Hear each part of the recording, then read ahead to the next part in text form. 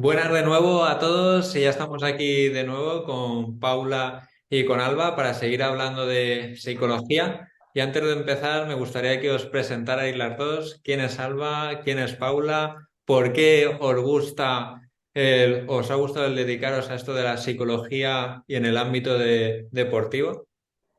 Bueno, yo soy Alba. Bueno, la respuesta es bastante clara. Somos frikis del deporte, nos apasiona el deporte y nos apasiona la psicología. Juntar las dos cosas es maravilloso y además ves el deporte como detrás de las cámaras. Creo que es otra perspectiva que a mí me encanta. Hay deportes que me gusta para practicar y hay deportes que me encantan para trabajar psicológicamente, aunque a lo mejor yo no haría, pero creo que esto es algo que nos une a todas las psicólogas del deporte en este caso. Y bueno, yo empecé precisamente por esto. No sé si Paula también puede.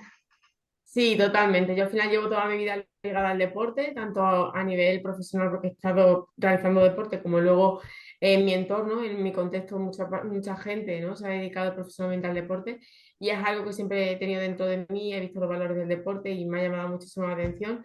Y dije, pues mira, qué maravilloso poder compaginar la parte de la psicología, ¿no? Bueno, ya os contaremos que somos psicólogas sanitarias, con luego la parte de psicología del deporte, ¿no? Y creo que es una forma maravillosa de poder estar trabajando de lo que realmente te gusta. Sí. Eso Como, es. como decía Paula, somos psicólogas, las dos graduadas, psicólogas del deporte, que eso es una especialidad a través de un máster, y también psicólogas sanitarias, que es básicamente la psicología general. Creo que eso da un contexto en el que podemos tratar a los deportistas y las deportistas como personas también, no solo como atletas, no solo como deportistas, y eso al final creo que genera pues poder ver 360 grados. En mi caso, por ejemplo, yo vengo de los deportes de invierno. Yo empecé en la Federación Madrileña de Deportes de Invierno, con esquiadores, esquiadoras, también con snow, freestyle y luego deportes de hielo, patinaje sobre hielo. Pero luego me dieron una beca en el CAR, en el Centro de Alto Rendimiento de Madrid, en el que pude, bueno, jugar con todos los deportes. Conocí ahí, bueno, deportes que no conocía. La lucha libre y grecorromana. Trabajé con taekwondo, con deporte de orientación, con mucho atletismo, 1500, pértiga, 200, 400, y creo que eso nos da una perspectiva que luego cuando ya salí de ahí, bueno, creo que podemos trabajar y adaptarnos a muchos deportes, aunque es verdad que alguno nos gusta más que otro, ¿no, Paula? Sí, totalmente. Yo, por ejemplo, la parte del running es algo que me apasiona porque lo practico, ¿no? Yo he hecho medias maratones, carreras de 10 kilómetros y es algo que me encanta y que lo llevo ahí. Entonces, sé entender también un poco más como la mente, ¿no? De lo que es este deporte como tal, lo que nos aporta, cómo nos sentimos, esa sensación un poco de ir cumpliendo retos, objetivos, ¿no? Pero también desde el cuidado psicológico, que creo que eso es muy, muy importante, ¿no? No solamente todo lo que queremos lo podemos conseguir, si no vale, sí, pero vamos a cuidarnos también mentalmente, ¿no? Pues antes, por ejemplo, le he hecho la pregunta a Matías que, bueno, en la sociedad que vivimos, la gente piensa que la psicología es como solo para problemas mentales y que al final nada de eso, sino, por ejemplo, le comentaba que hizo Luis Enrique, el seleccionador de España, un streaming con el psicólogo del equipo y el psicólogo le explicó así como, igual que un deportista de élite, todos tenemos claro que ya está muy en forma, pero aun estando muy en forma, sigue entrenando para seguir manteniendo ese nivel físico con la mente igual, aunque esté a nivel mental muy en forma, tiene que seguir trabajando con ese psicólogo deportivo para mantener esos niveles y para en caso de no mantenerlo, tener la estrategia para volver a ese estado. Efectivamente, a mí de hecho es lo que me encanta de la psicología del deporte, que tiene un enfoque positivo. En psicología clínica se trabaja del inferior para ir a la normalidad, pero es que en la psicología del deporte se parte de la normalidad o incluso del óptimo para ir a más todavía. Se busca una optimización del rendimiento que partiendo de no tener ningún problema. A mí me encantan los deportistas que nos llaman y dicen, no tengo ningún problema en especial, bueno, hay cosas que se me dan mejor, cosas peor, pero os llamo para mejorar, para optimizar mi rendimiento mental. Claro, yo lo suelo comparar bastante con el tema de la fisioterapia, ¿no? Tú a lo mejor no tienes por qué tener una lesión como tal, pero ir al fisio como que te vaya quitando las contracturas de la espalda, pues aquí igual. Tú puedes estar bien, pero oye, que el psicólogo me ayuda un poco a liberarme, ¿no? A ir soltando y que la vida también se haga un poco más ligera y sobre todo que el deporte lo llegue también a disfrutar, ¿no? No solamente hago deporte por ciertos objetivos, sino que soy capaz de disfrutarlo y un psicólogo me puede ayudar también a hacerlo. Sí. Eso es. Antes nos ocultaban, antes decían voy al fisio y venían al psicólogo. Ahora, por suerte, a mí me encanta cuando voy a las carreras y con chavales y chicas jóvenes que lo gritan, ¡es mi psicóloga! Esto ya no es por mí, es que está normalizado, se atreven, lo cuentan, lo comparten en redes y esto es precioso, no por nosotras, no por nuestro ego, sino por la psicología y por esas jóvenes y esos jóvenes que no se avergüenzan de decir, tengo un psicólogo del deporte que me acompaña y me ayuda. Mm. Está cambiando algo. Sí, Sí. y menos mal.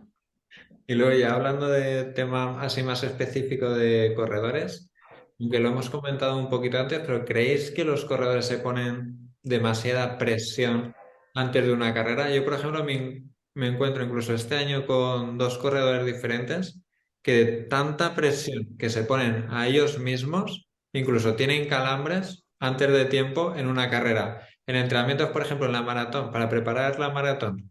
Hacen tiradas de 30 kilómetros, incluso terminando con unas series para trabajar un poco de resistencia a la fatiga, que al final sale un ritmo muy superior, no tienen ningún problema. Llega el día de la carrera, kilómetro 15, calambres. Claro, claro, pero tenemos que entender primero qué entendemos por presión. Y ahí entra en el papel el juego de las expectativas. ¿Cuál es la diferencia entre correr 30 kilómetros entrenando y 30 kilómetros, los primeros 30 kilómetros el día D y la hora H? Objetivamente, ninguno. Bueno, que tienes mucha gente alrededor, pero no es para nada lo mismo. Lo que ocurre aquí en nuestro mundo interno es muy diferente. Y ahí entran las expectativas, tanto internas como externas. Quiero puntualizar una cosa. Se habla mucho de presión, presión, pero es que la presión no es algo que se pueda conceptualizar. Es que al final es un cajón desastre. Es que me pongo mucha presión, igual que nos vienen con lo de confianza, ¿verdad, Paula? Me falta confianza. Bueno, vamos a Totalmente. materializar esto, ¿de qué estamos hablando? La presión no es presión hasta que no nos la metemos nosotros. ¿Qué quiere decir esto? Es que un jugador de fútbol tiene mucha presión. Bueno, tiene presión externa si quiere que entre dentro de su burbuja.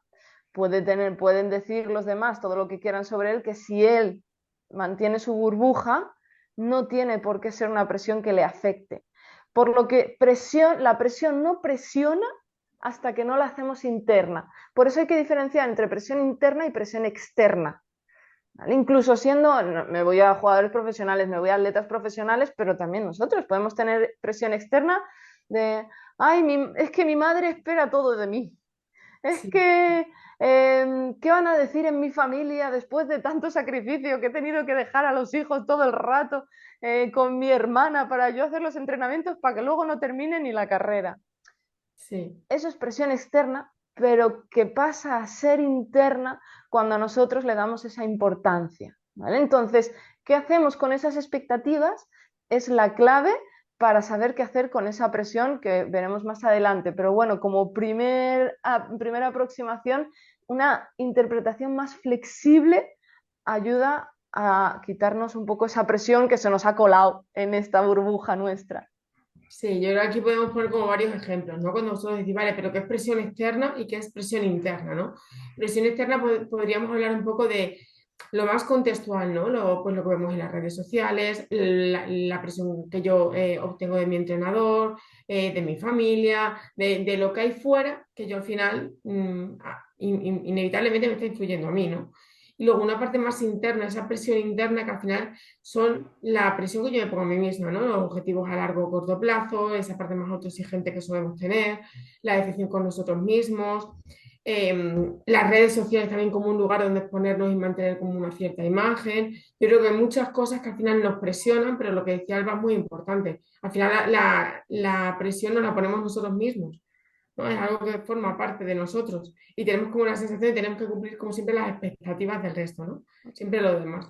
Y muy importante yo creo que poner el puntualizar esta parte de las redes sociales que muchas veces nos lleva a llevar nuestro cuerpo al extremo, ¿no? Por esa comparación, en una comparación que en vez de hacemos una comparación con nosotros mismos, ¿no? En nuestra línea base, que luego hablaremos de ello, tendemos siempre como a compararnos con los demás, ¿no? Es que claro, si esta persona hace esto, yo también soy capaz, y ya me pongo un objetivo que a lo mejor yo no he visto que es superior al que yo o mi cuerpo puede dar, y al final tengo que ir como cumpliendo con esos entrenamientos y digo, oye, es que aquí me he roto porque quizá me haya propuesto algo que mi cuerpo no estaba dispuesto para ello, ¿no? No estaba preparado.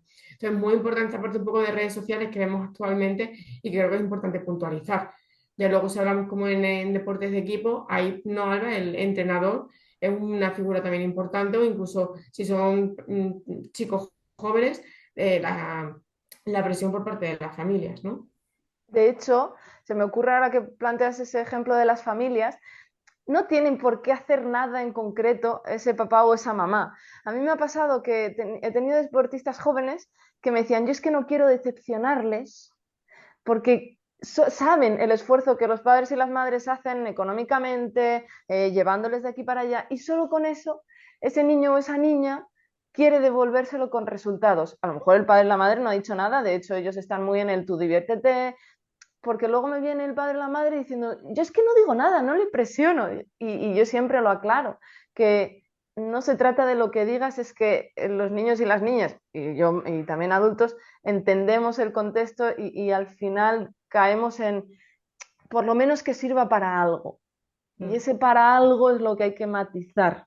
mm, Y volviendo a tu pregunta en relación a las lesiones, tenemos que entender un poco la relación entre presión, estrés y la reacción fisiológica del cuerpo, ¿vale? Porque eh, no todas las lesiones tienen que ver por esto, pero hay que tener en cuenta que una lesión, compras papeletas para una lesión con la tensión muscular. Si tu cuerpo se tensa, estamos comprando papeletas. ¿La tensión muscular de dónde viene? Del estrés. ¿El estrés qué es? Es una reacción fisiológica del cuerpo que aumenta la activación provocada por la presión. Claro. Es que ¿qué aumenta esa activación del cuerpo? La presión. ¿Y la presión de dónde viene? De cómo interpretemos el acontecimiento, competición, por ejemplo, que estamos haciendo. Si os dais cuenta, es una cascada. Si yo interpreto la situación de forma que me presione, me hiperactivo. Si me hiperactivo debido a ese estrés, el cuerpo reacciona fisiológicamente con tensión muscular. Y si tengo tensión muscular, compro papeletas para una posible lesión. mm.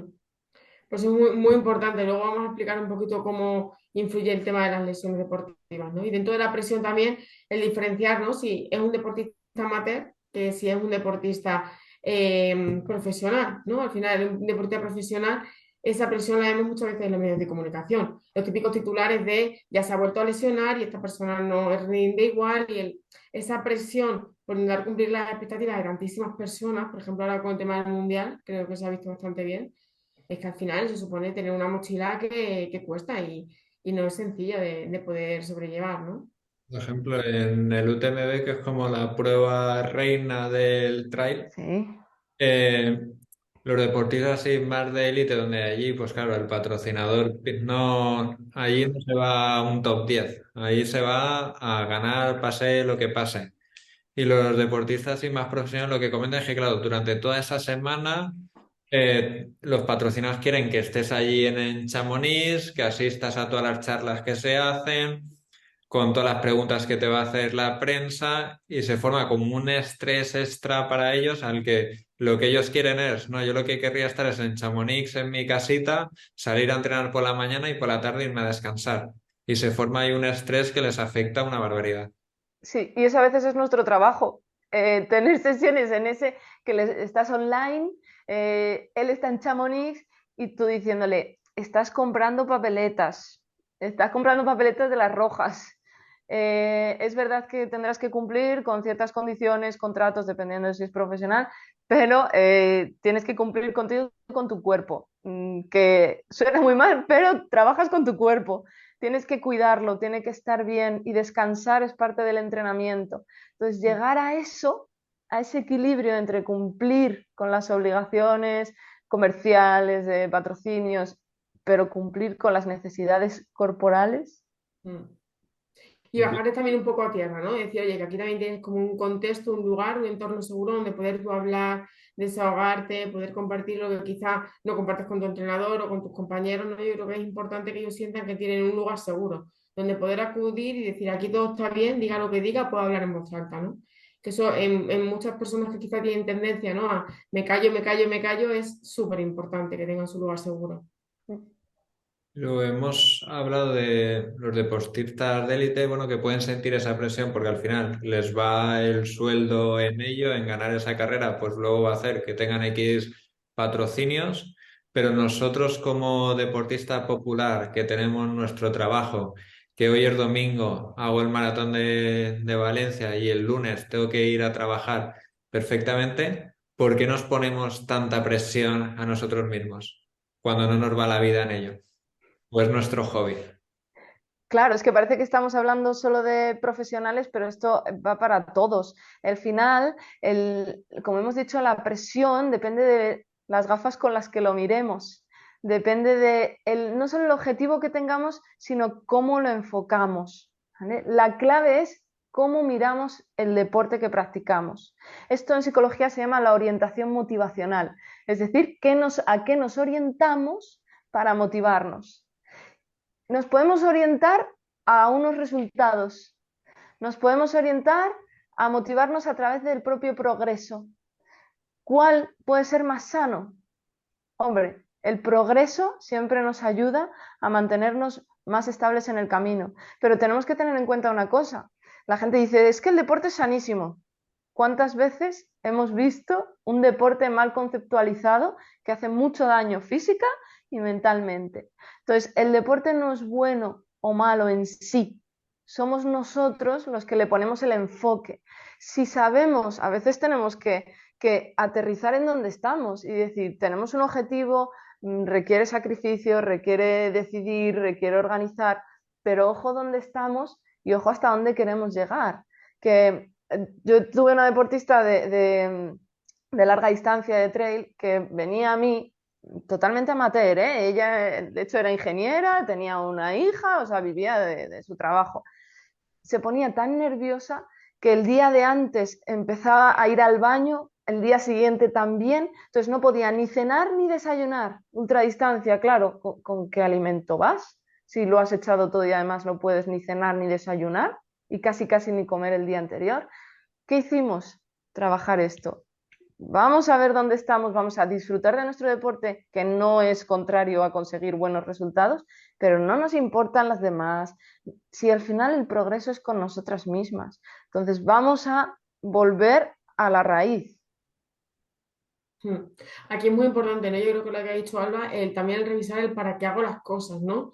¿Por qué corro? ¿Para qué corro? ¿No? En este caso, no es tanto el me influyen los demás, que al final estaremos hablando un poco más de motivación extrínseca, sino revisarnos cuál es nuestra motivación intrínseca, ¿no? El por qué yo corro, por qué disfruto, por qué me apetece hacer esto, por qué quiero hacer esta prueba, la hago porque lo hace mi amigo, la hago porque, no, voy a revisar realmente el para qué hago las cosas, ¿no? Porque hasta el final hacemos las cosas simplemente por intentar contentar a los demás o por intentar cumplir con ciertos objetivos, no estoy haciendo algo que yo vaya a disfrutar, entonces podemos incluso caer en un sobreentrenamiento. Y yo, por ejemplo, siempre lo he hablado también con Ana muchas veces, oye, cuando tú, por ejemplo, te terminas una maratón, no puedes intentar volver a correr esa semana al 100%, ¿no? Tienes que dejarte como un espacio de tiempo en el decir, vale, voy a sentir un vacío porque he hecho de menos mis entrenamientos, he hecho de menos tener este reto, ahora lo he conseguido y ahora qué, ¿no? Y se viene la pregunta de ¿y ahora qué?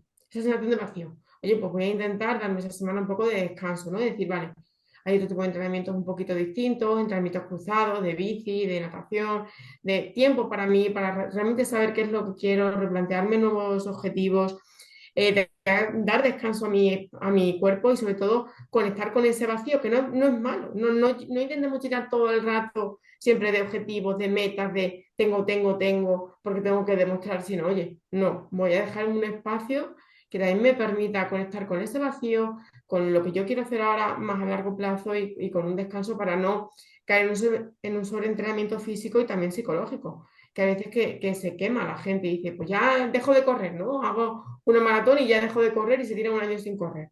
Bueno, a lo mejor es que quizás no hemos establecido bien cuál es el objetivo, ¿no? O no hemos llevado bien los entrenamientos a nivel psicológico. Entonces, De hecho, es importante, que muy, muy importante eso, ¿no? Yo creo que el conectar con el vacío y permitirme un espacio donde yo poder hacer otro tipo de entrenamientos que me ayuden realmente a volver a reengancharme partiendo de una motivación intrínseca. Buscar el por qué y para qué lo hago. De hecho, hay veces lo que sucede en los deportistas populares, amateurs, es que, bueno, se plantean ciertas carreras, pero a lo mejor les falta la planificación de y cuándo parar. No solo en el descanso diario o semanal, es que se necesita parar en la temporada.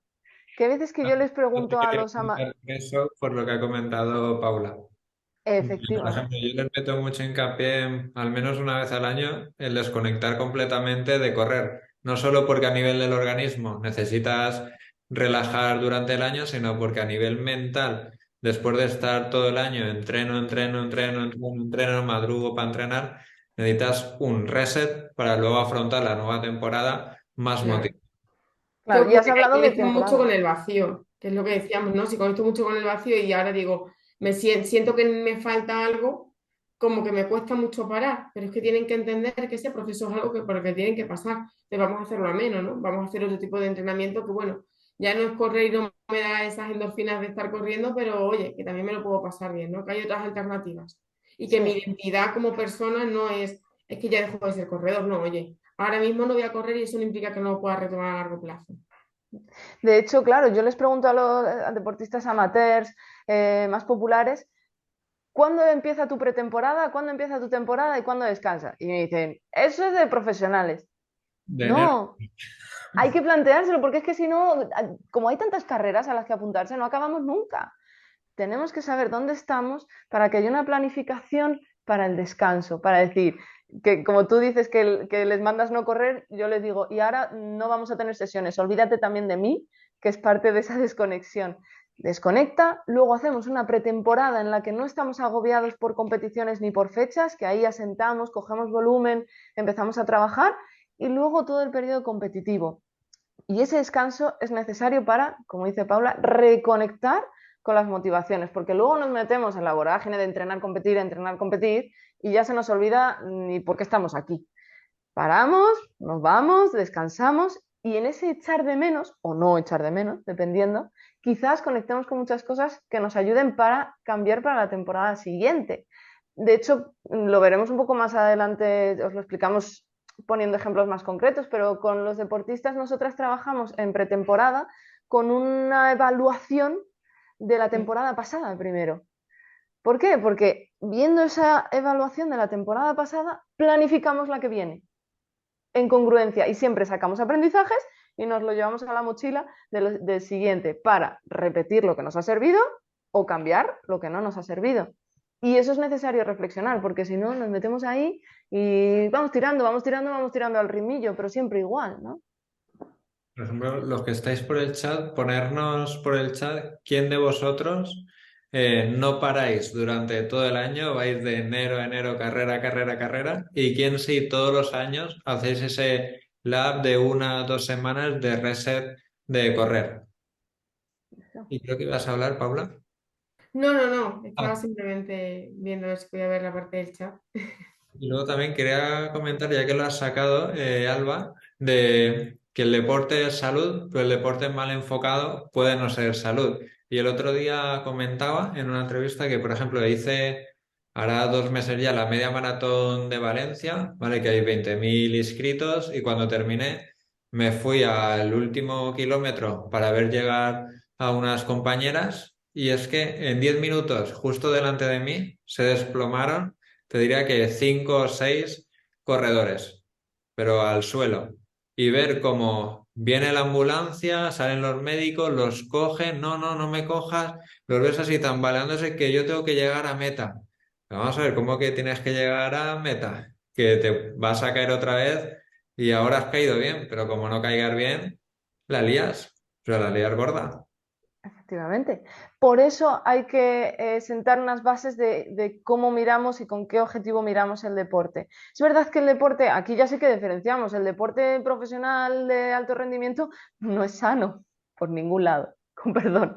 Al final alcanzan unos límites que hemos visto muchas veces cómo llegan al último kilómetro tambaleándose.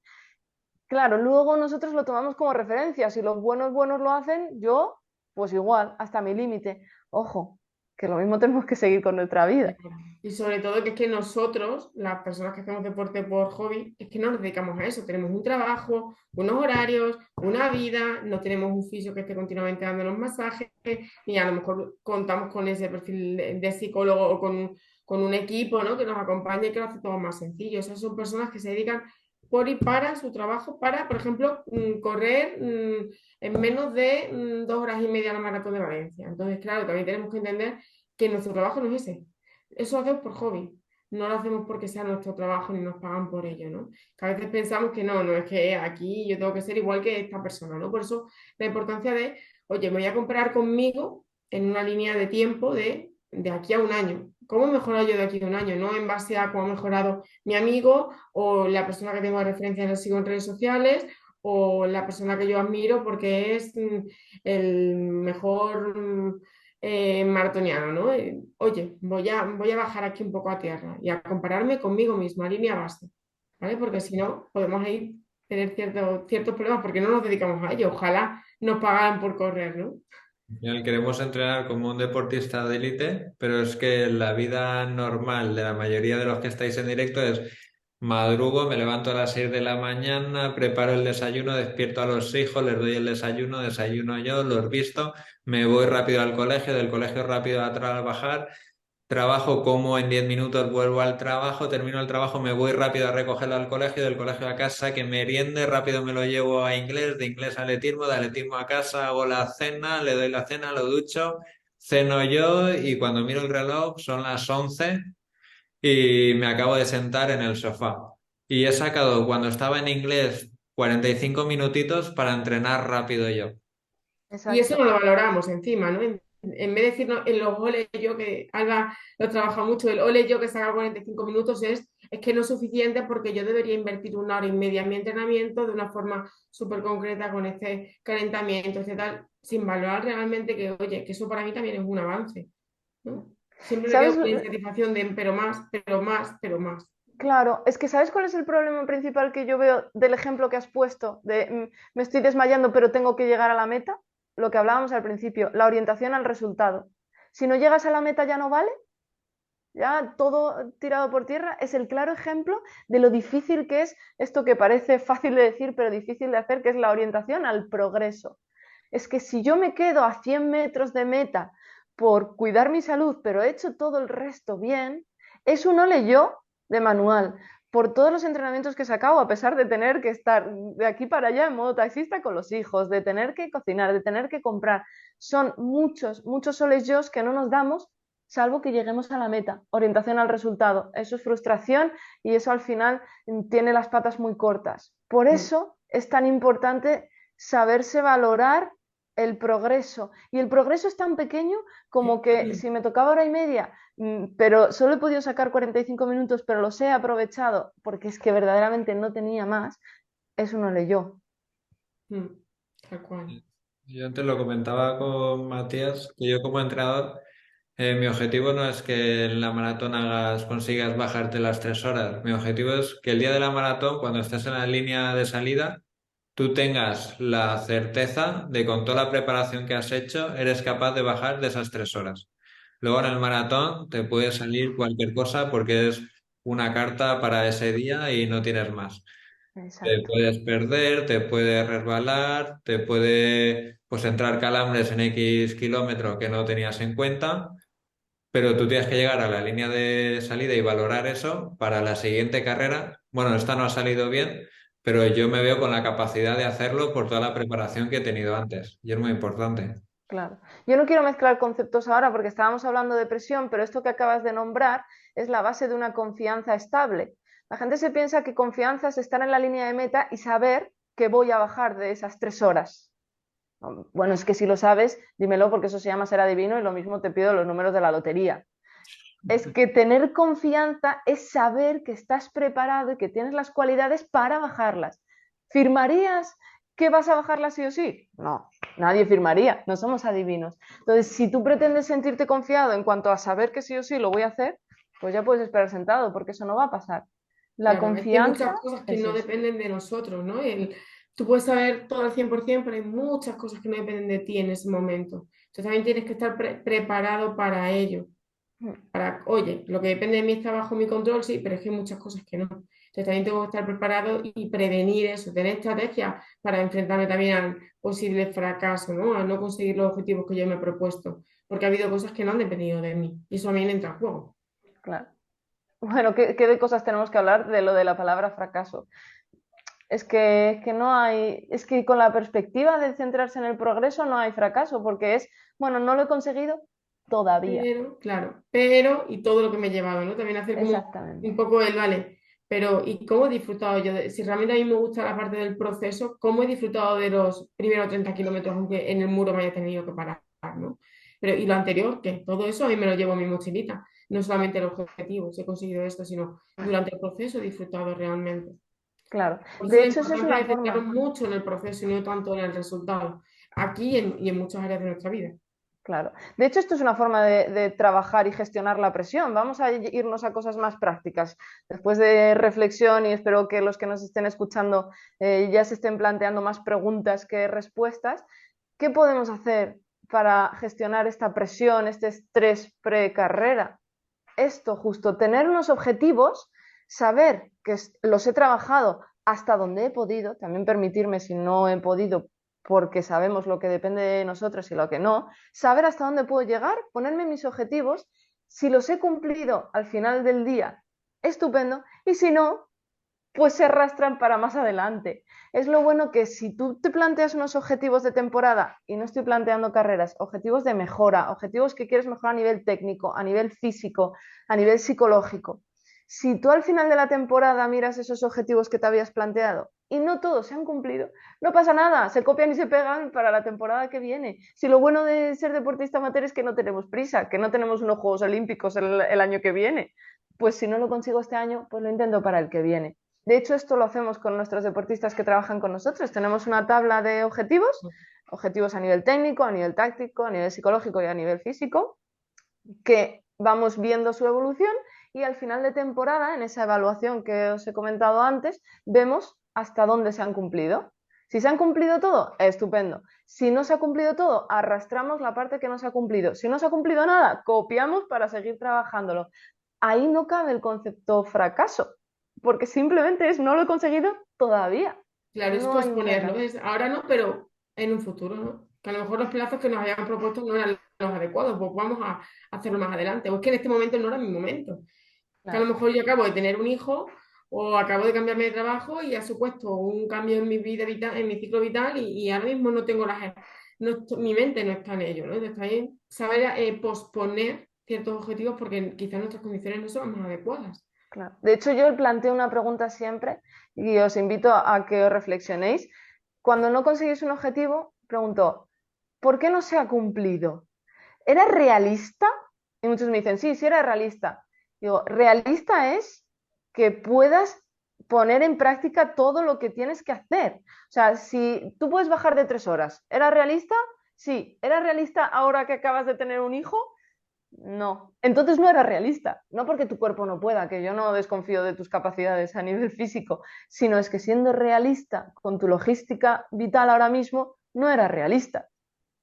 Mm. Ahí es donde viene la presión también por querer cumplir cosas que a lo mejor no son realistas en el contexto en el que estamos. Y encima nos presionamos para hacerlo y nos castigamos cuando no lo hacemos. Qué crueles somos con nosotros a veces. Mm. Sí. De hecho, otra forma de lidiar con ese estrés precompetición es donde ponemos la atención. Si la estamos poniendo en la meta, claro, estamos jugando a ser adivinos. Yo no sé qué va a pasar dentro de 3 horas. Eso presiona mucho, genera mucha incertidumbre, mucho estrés, estrés, tensión, tensión, papeletas para lesión. Si ponemos esa atención en lo que yo quiero hacer, si yo me he marcado metas de kilómetro en kilómetro, 5 kilómetros en 5 kilómetros, si tenemos una tarea durante esas 3 horas, a la cabeza no le da para pensar allí. Es que todavía queda mucho camino. Bueno, yo he visto gente con cosas muy locas, para mantener la mente activa durante la carrera. Por ejemplo, Salto de 200 en 200 metros durante un largo de 30 kilómetros e ir controlando el tiempo que tenía que hacer. O no, tenía que ir controlando el tiempo que tenía que hacer cada 200 metros o 400 metros, pero una cosa así, y lo iba sumando así hasta y tenía que comprar los 30 haciendo ese tiempo, sumándolo de 400 en 400. álgebra compleja. Entonces iba sumando mentalmente, imagínate que tiene que pasar cada 400 en 1,20. Pues cada 400, 1,20, 2,40, eh, 4, y así Sí, sumando. Y así claro. hasta los 30 kilómetros. Y digo, pero es que te va a salir humo de la cabeza. Sí.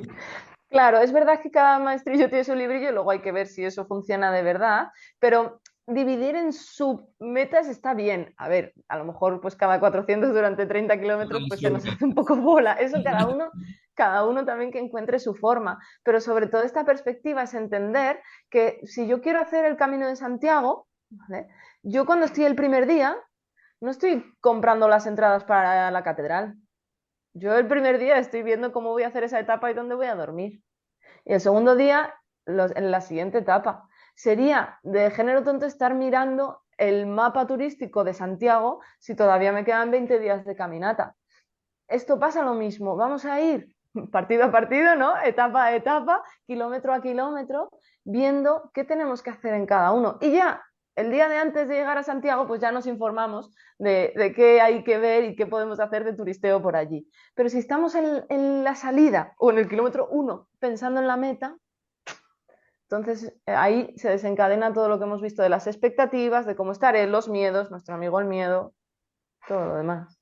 Por ejemplo, en la última edición de este evento entrevistamos a Pau Capel, ¿lo conocéis? No, No, Vale, bueno, fue campeón esta edición, no la anterior, no, la otra, porque la última estuvo lesionado, del UTMB, de la de ah, 170 vale. kilómetros. Y él decía eso, que claro, él no puede pensar en la línea de salida en me quedan 170 kilómetros por hacer, sino él se plantea 4 maratones y que en cada final de cada maratón él tenía una llamada. Entonces, una Perfecto. llamada era con su novia, una llamada era con sus padres, una llamada era con un amigo y otra llamada con su entrenadora. Y cada vez que llegaba al 40, al 80, al 120, realizaba la llamada que tocase para una. Pues esa era una meta que no solo lleva al 40, sino es que en el 40 voy a hablar con mi novia y ahí también, pues en esos momentos, desconecta mentalmente del correr hablando con esa persona. Claro. Es un ejemplo claro de que a veces las técnicas psicológicas no son grandes, cosas complejas, sino que la cosa más personal, más simple es lo que más sirve. De hecho, nosotras muchas veces no planteamos qué hacer, sino preguntamos, ¿qué podrías hacer tú?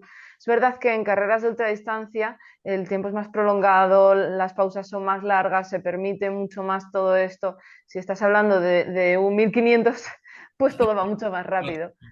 Efectivamente, pero todas estas estrategias que cuando es la propia persona la que las encuentra, es muchísimo mejor que nada que podamos decir nosotras, porque nosotras sabremos mucho de psicología, pero los que más se conocen son los corredores y las corredoras. Entonces, cualquier cosa que encuentren potente para ellos va a ser mucho más potente que si nosotros les decimos cualquier cosa de los libros. No, no, no. Una llamada, maravilloso. Maravillosa estrategia psicológica. No, pero ahí él trabajaba, bueno, no sé si esa estrategia se la dijo la psicóloga, pero sí que dijo que trabajaba con psicólogo y Sheila Viles, que es otra corredora así muy élite de trail, igual, también contaba con su psicóloga. claro, al Claro. final eso es un poco las estrategias asociativas o disociativas, pero eso ya es meternos dentro de, ¿no? de un jardín bastante amplio, pero el, oye, voy a realmente a poner el foco en otras cosas que no son como estoy rindiendo, ¿no? Sino, pues llamo a mi mujer y me divierte durante el rato que estoy corriendo. No es tanto en cómo voy a kilómetros y voy mirando el reloj todo el rato, ¿no? Que al final estoy más centrado en qué cansado estoy a realmente estar disfrutando la carrera, ¿no? Al final es poner el foco, en qué pongo yo el foco y también sobre qué pienso, ¿no? No es lo mismo también, hay que diferenciar la distancia de la carrera, no es lo mismo hacer un 10 kilómetros, que el tiempo que tú inviertes, el momento en soledad es mucho más cortito que hacer una maratón. Entonces, claro, también hay que tener distintas estrategias, distintas herramientas y saber un poco manejarte en esos pensamientos, ¿no? Aquí quiero yo también recordar, ahora que hay tanta psicología en redes sociales, hay un montón de eventos, cuidado con los tips para todos. 10 tips para... Importante. efectivamente, esto no es café para todos. Esto no va a haber nada. A lo mejor hay gente que nos está escuchando y que está diciendo, ay, a mí con esto encaja. Y otra persona que dice, pues yo soy todo lo contrario. Y es válido las dos, porque es que no hay una estrategia. Me encantaría que la hubiese, os la diría y solucionado. Por eso la importancia, ¿no? De ver a cada persona en su contexto, de analizar, de a ver qué te pasa a ti, hacer como un análisis, una evaluación y decir, vale, a ti te puede ayudar esto, vamos a probar esta cosa, ¿no? Un trabajo un poco más personal con cada una de las personas que acuden a nosotros para intentar potenciar y mejorar esa parte, ¿no? Y esa reflexión también la podéis hacer vosotros mismos. Paula hablaba de las estrategias asociativas y disociativas. ¿Qué significa esto? Hay personas que ante las sensaciones desagradables de cansancio o dolor prefieren pensar en cosas fuera de la carrera. Mm, contar camisetas rojas del público, cantar canciones, ver los tipos de árboles que hay en donde están. Eso es, te sacan para distraerte de lo desagradable. Pero las estrategias asociativas son las que te centran en la tarea. Hay gente que dice, me voy a concentrar en la cadencia de los brazos, en la forma de la pisada, en contar pasos. Esto es una estrategia que te centra en tu propia técnica, que a la vez te está distrayendo también del dolor o del cansancio. Pero hay gente que esto le centra más en el cansancio y no le sirve, o hay gente que lo de contar coches Claro. amarillos se distraen demasiado y terminan bajando el ritmo porque se desconcentran. ¿Qué es mejor? Que lo pruebes y que veas lo que es mejor para ti. Esto en todos los tips que leáis de psicología, ponerlo siempre en práctica y en tela de Claro. juicio para Porque podemos encontrar el vuestro. frustrarnos, ¿no, Alba? De decir, ¿y por qué no puedo yo, no? ¿Y yo por qué no soy capaz? Bueno, Si no sé, esto le sirve, quizá si esto le sirve, esto no es claro, para mí, ¿no? claro. Si esto le sirve a este super pro, a mí me tiene que servir. O no. Porque a lo mejor tú llamas a tu mujer y no te sirve para nada, y a este sí le De más de sirve. eso todavía. Claro. Entonces, ponerlo en práctica, sí. Sí. Pero el contexto de la psicología del deporte muchas veces es como un laboratorio. Lo bueno es que aquí no explotan cosas si te equivocas. Aquí a malas pues no sirve y no lo vuelves a usar y ya está. Prueba, prueba, experimenta, mezcla y de esa mezcla a lo mejor sale lo perfecto para ti. Si lo has encontrado, repítelo siempre que Y eso puedas. implica poner el foquito en uno mismo, ¿no? El, oye, párate a pensar, reflexiona, para en ti, todo lo que...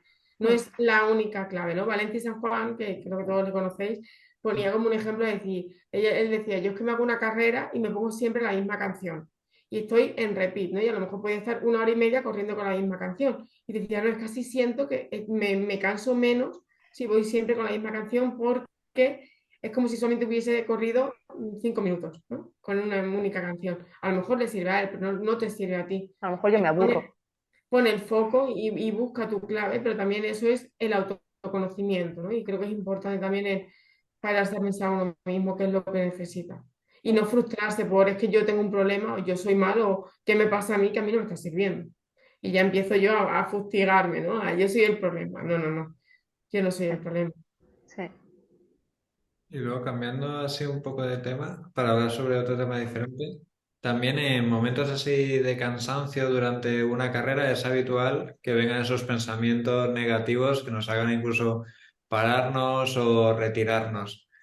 Eh, ¿Por qué surgen estos pensamientos así negativos de incluso preguntarte, ¿quién me ha mandado a mí? Que lo ponía esta mañana uno por el grupo cuando he hecho la pregunta de ¿qué te gustaría aprender esta tarde? Y es, por ejemplo, cuando me viene a la cabeza, ¿quién me ha mandado a mí a apuntarme a esta carrera, a estar aquí sufriendo? Claro.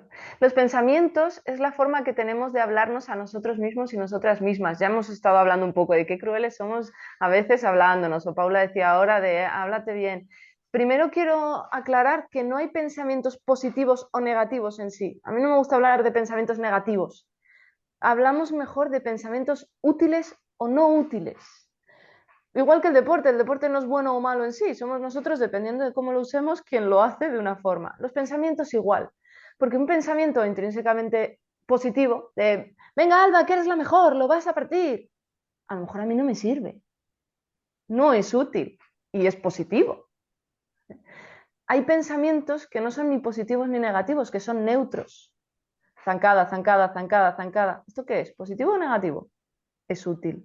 Entonces, pensamiento negativo se me queda un poco corto en cuanto a negativo de qué. Estamos hablando de que no nos sirven. ¿Vale? Entonces, vamos a pensar sobre todo cómo nos hablamos a nosotros mismos y nosotras mismas. Y si esto que nos estamos hablando nos es útil. Regla número 1, que nos lo creamos. Lo que decíamos antes, si yo me digo, eres la mejor, pero no me lo creo, no es nada útil. ¿Vale? Sí, la importancia un poco de tener un buen autodiálogo con nosotros mismos, tanto en la vida diaria como, por ejemplo, en el deporte, intentar tener un buen autodiálogo. Y si, por ejemplo, uno de los lugares donde nos puede servir mucho es intentar identificarlo en nuestros entrenamientos para luego también aplicarlo en el entrenamiento, en la prueba, ¿no? Si yo en mis entrenamientos ya empiezo, ¿no?, a tener un autodiálogo conmigo mismo que no es muy útil, ¿no? Empiezo todo el rato con este calor es insoportable, no voy a cumplir mi meta, voy demasiado lento, ¿no? Al final, todo esto tiene una reacción psicológica en mí, ¿no? Frustración, angustia, desánimo, enfado, rabia, y todo esto me puede llevar a mayor tensión muscular, más fatiga, ansiedad, dolores más psicosomáticos. Entonces, si yo ya no en los entrenamientos empiezo, ¿no?, a ver este autodiálogo en mí, voy a trabajar sobre ese autodiálogo, ¿no? Voy a intentar cambiarlo y decir, oye, voy a cambiar el lenguaje, ¿cómo me hablo a mí mismo? Entonces ya puedo intentar cambiar, ¿no?, ese mensaje que me doy que no es útil por algo un poquito más útil, ¿no? De, vale, hace calor, pero estoy preparado para ello, lo voy a conseguir, venga paso a paso, poco a poco, eres increíble, lo estás haciendo bien. Y eso va a tener una reacción psicológica en mí. Al final voy a estar mucho más concentrado, voy a tener más autoconfianza, voy a estar con más sensación de alegría, más focalizado en mi presente y sobre todo como en ese estado de flow de decir, estoy disfrutando realmente, ¿no? Al final una sensación general de bienestar. Sí, Entonces, Paula está hablando de un modelo que os podéis grabar el pienso, siento, hago. Luego pienso, esto tiene siento, muchos hago. círculos, pero depende de cómo yo piensa, se generan emociones, siento. Y depende de cómo yo me sienta, hago, corro en este caso. Si yo pienso desde el, madre mía, me estoy muriendo, ¿quién me manda a mí aquí? ¿Qué emociones se desencadenan? Con esas emociones puedo correr a los ritmos y con las sensaciones y el disfrute que yo quiero. Quizás tengamos que replantearnos el inicio de esta cadena, que es el pienso, reenfocarlo con los ejemplos que ha puesto Paula, para que el siento y el hago se recoloquen. Entonces, esa técnica parece muy simple, pero es compleja, que es uno, detectar que estoy pensando, dos, ver si es útil o no útil y cambiarlo por uno útil. Y sobre todo un lugar donde nos puede ayudar mucho es en el entrenamiento. El entrenamiento no solamente entreno mi cuerpo para ir poco a poco aumentando el ritmo y la cadencia, no, no, no, es que también entreno mi mente, ¿no? Y este es un lugar donde puedo entrenar también mi mente en ese sentido, ¿no? Y aprender como un discurso, un lenguaje un poquito más útil, ¿no? Y más agradable conmigo mismo y que eso ahí me ayuda a mí luego en la carrera, ¿no? Creo que es muy, muy Y importante. esto se entrena, ¿eh? Que la gente dice, no, pero es que a mí me cuesta. Bueno, pues lo entrenamos. También te costaba correr y ahora corres muy bien. Es que todos hemos empezado en algún momento. Es algo de lo que os iba a preguntar cuando estabais sacando los tips, si solo lo trabajabais los días de las competiciones o no, era algo que en los entrenamientos, supongo que serían esos más intensos o en todos, y hasta ir metiendo esas técnicas para ir viendo qué sucede. De hecho, es que Totalmente. la psicología, o sea, yo como psicóloga del deporte no trabajo en competición. Ahí ya está todo hecho. Bueno, como el entrenador ya ha hecho todo el trabajo en el entrenamiento. Es que se relaciona la psicología con la psicología de la competición, que sí, que se prepara y demás, pero es que toda la psicología está en el entrenamiento. Es que no sirve de nada ponerse a pensar, ay, me voy a hablar bien el día de la hora H si no lo he hecho nunca antes, porque no te va a salir. Esto hay que entrenarlo, machacarlo, ver si me sale, qué diálogo me sale, cómo lo cambio, qué es lo que me es difícil, qué palabras me gusta decirme, que me salga más fácil y ahí me saldrá. Pero si con el estrés y con todo nos ponemos encima a acordarnos que hay que hablarse bien, eso no va a salir. Y luego tenemos la tendencia siempre a evitar pensar, ¿no?, en lo malo. No, no es que no puedo pensar en lo malo, no puedo pensar en lo malo. No, no, es que tengo que entender, ¿no?, que los pensamientos a veces me acompañan. Los tengo que poner aquí como en mi hombro, ¿no? Un ejemplo bastante claro, que ahora si queréis os lo puedo explicar Alba, que a ella le encanta y creo que lo hace bastante bien. el diablito y el angelito, ¿no? Que todos convivimos con un diablo y con un ángel, y en vez de potenciar el ángel continuamente, lo que estamos haciendo es como intentar quitarnos el diablo, ¿no? No sé si Alba, si quieres lo explicaste un poquito mejor, Sí. creo que es muy importante y creo que a todos os puede servir un poco para reflexionar y decir, es verdad que me tiro todo el día intentando quitarme el diablo de mí, en vez de decir, oye, que el diablo está y que si me hago amigo de mi diablo y potencio mi angelito, todo va a ser mucho más sencillo, ¿no? Sí. En la consulta tenemos una foto, seguro que algunos la habéis visto, de Homer Simpson, una escena que sale con un Homer de diablo y con un Homer angelito. Y es que tenemos esta doble versión y no es cuestión de echar al demonio, porque entonces nos empezamos a pelear con nosotros mismos de es que tendría que pensar diferente y no pienso, y ya tenemos otro problema, no solo que no estamos pensando útil, sino que nos enfadamos con nuestro propio diablito porque está hablando. ¿Qué significa esto? Tenemos aquí a un diablillo que es muy hablador, que queramos o no nos va a decir lo que le dé la gana, que se va a quejar si está cansado, que si le duele lo va a decir, que es que además habla alto, que no tiene filtro. Y tenemos un angelillo, pues un poco más callado y más tímido, que sí que es consciente del esfuerzo que estamos haciendo, que nos dice y nos anima, pero lo dice así como un poquito más bajito. Si empezamos a pelearnos con el diablillo y a mandarle callar, este se revela. Dice, ¿qué? Pues ahora hablo más alto. Y entonces nos entretenemos en este diálogo con este y se nos olvida de nuevo este. ¿Qué podemos hacer? A este le escuchamos. ¿Qué está diciendo? Pues que estoy cansada, que es normal, que me queda mucho, que es normal. Y decirle, gracias por la información. Vamos a ver qué nos dice este y potenciarle y escucharle, porque van a estar los dos. En el momento en que intentamos echar a nuestro diablo es La cuando más parte se más enfada floja. y como un niño pequeño con una rabieta, nos habla más alto.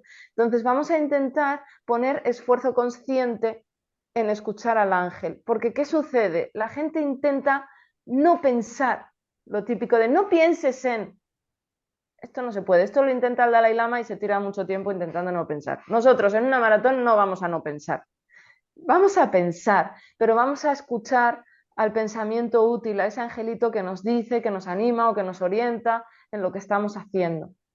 Pero ¿qué pasa? Que este es muy hablador y este es más tímido. ¿Qué significa esto? Que para que este hable, el diablo, no necesitamos energía y esfuerzo, habla solo. A este hay que poner esfuerzo consciente para escucharlo, hay que animarle a hablar, hay que poner atención a él. Y en relación a lo que decías antes, hay que entrenarlo.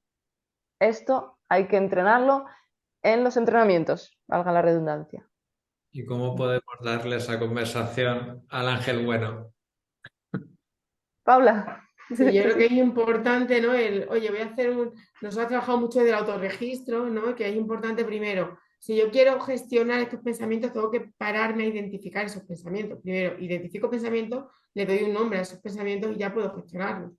Yo no puedo intentar estar bien o cambiar cómo me encuentro si no sé cómo me encuentro, ¿no? Entonces, una de las cosas que nosotras os animamos a hacer es, oye, ten tu autorregistro, tu herramientita, ¿no? Que la puedes utilizar o bien en tu día a día o bien durante los entrenamientos, de, vale, voy a pararme a pensar qué es lo que pienso, ¿no? Situación, ¿no? Pongo, por ejemplo, entrenando en la pista de atletismo, un martes por la tarde. ¿Qué es lo que pienso? Pienso esto. ¿Qué es lo que siento? ¿Y qué es lo que hago? ¿No? Esto me permite un poquito a mí el ver cuáles son los pensamientos más recurrentes y a partir de ahí ver cómo gestionarlos y qué emociones me generan en mí. Pero primero tengo que pararme a pensar, ¿no? No seguir y evitar y es que no quiero estar mal, y es que no quiero, no, no. Sí, me paro a pensar, pero tengo que pararme a identificar, ¿no?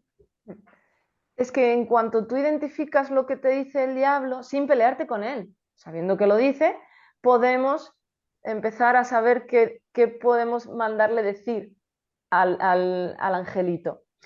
Porque podemos, ante los pensamientos tenemos como varias opciones que se ven. Uno, me enfrento con el diablo y me peleo con él. Estamos perdiendo atención a todo lo demás. Otro, intento no escucharle. Eso tampoco se puede, porque no puedo no escuchar mis pensamientos. Y lo siguiente es intentar entender de dónde vienen y gestionarlos. Por eso hay otra palabra, ya me has visto un poco quisquillosa con él, no hay pensamientos negativos, pues otra palabra que no me gusta es controlar los pensamientos. Los pensamientos no se controlan, porque entonces implicaría ponerles así al ángel y al diablo. No, se gestionan. ¿Qué significa eso? Se les pone un poquito de orden. chicos, vamos a hablar por turnos. En vez de callarles, les decimos, vamos por turnos. Yo te voy a escuchar, querido diablo, que sé que tú te estás quejando porque estás cansado, porque te duele o porque te da miedo no cumplir tu marca.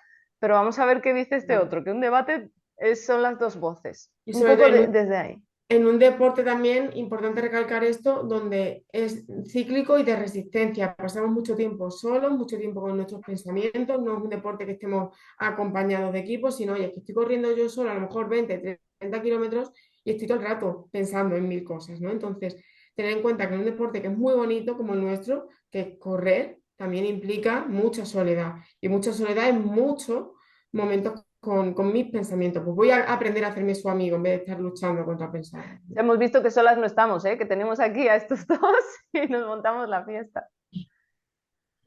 Y nada, mira, os dice, por ejemplo, Francisco, qué charla más gratificante, gracias chicas, qué amena está siendo. Qué Por, bien. por el chat, ¿qué os ha parecido? Ya que sintiéndolo mucho, tenemos que ir cortando porque ya llevamos una hora y se ha pasado, no sé O sea, vosotras, pero a mí se me ha Sí, pasado. volando. os Tenemos contaríamos mucho que ahora mil cosas hablar. más. Y al final, Tenemos mucho, mucho que hablar, que a nosotros nos apasiona y nos encanta. Sobre todo que la gente vea la parte de la psicología del deporte desde otra perspectiva, ¿no? Que creo que eso también es muy importante. Y que se sientan identificados y decir, es que el problema no está en mí, es que quizás está en que he aprendido cosas que quizás no me están sirviendo, ¿no? Claro, Y que puedo desaprender y volver a aprender. exactamente. así es. Y nada, antes de dejarlo, muchísimas gracias a las dos por estar aquí un domingo por la tarde. A mí la verdad que creo que ha sido súper interesante, se me ha pasado volando. Y nada, antes de terminar, recordarles para todos los que les ha gustado dónde os pueden encontrar, dónde os pueden seguir. Vale. Nosotras somos un equipo, ahora estamos dos, pero somos cuatro friki psicólogas del deporte. Nos llamamos psicolocas del deporte porque las cuatro nos apasiona. Estamos presencial en Madrid, en la calle Ferraz, pero también trabajamos online. Al final tenemos deportistas de toda España y alguno fuera. Y tanto para profesionales como amateurs, ya lo hemos dicho, ¿eh? Que al final es encontrar y conocerse a uno mismo con la excusa del deporte, mejorar en el deporte y mejorar también en la vida diaria. Nos podéis encontrar en las redes sociales de AVS Psicología o si queréis mandarnos un email a vspsicología@gmail.com. Podremos resolver todas las dudas que queráis, como se han quedado mil cosas por Sí. hablar, seguro que alguna pregunta por ahí que no ha sido respondida podemos también responderla. Y luego recalcar que somos psicólogas sanitarias, psicólogas del deporte. Por lo tanto, cualquier otra problemática que no se asocie al deporte, ya sea problemas de estrés laborales, de pareja, etcétera, también los abordamos por si estáis interesados, que vamos, os vamos a acompañar y ayudar en lo que vosotros necesitéis. Mira, os dejo algunos de los mensajes, ha sido maravilla, muchísimas gracias, me ha encantado y llena de pensamientos, muchas gracias, ha estado genial, ha sido muy bueno, muy ilustrativo y los angelitos y diablitos casi lo vi venir con los gestos. Qué bien. Claro, claro, que nos acompañen al final, que si no nos peleamos con nosotras mismas y ya lo que nos faltaba. Así que Sí. mejor nos abrazamos. Pues feliz de haber dejado esa pequeña semillita, ¿no? Ahí y que vaya creciendo. Y disfrutar, sobre todo importante el disfrutar. El deporte es para Por disfrutar favor, y para ser felices. por favor. Que la vida es eso. Y nada, de nuevo, muchísimas gracias a las dos y nada, no os vayáis porque nada, en 5 minutos volvemos con la última entrevista que tenemos aquí a Rodri y a David, así que nada, no os vayáis y nada, muchísimas gracias, Alba y Paula. Encantadas. Encantada.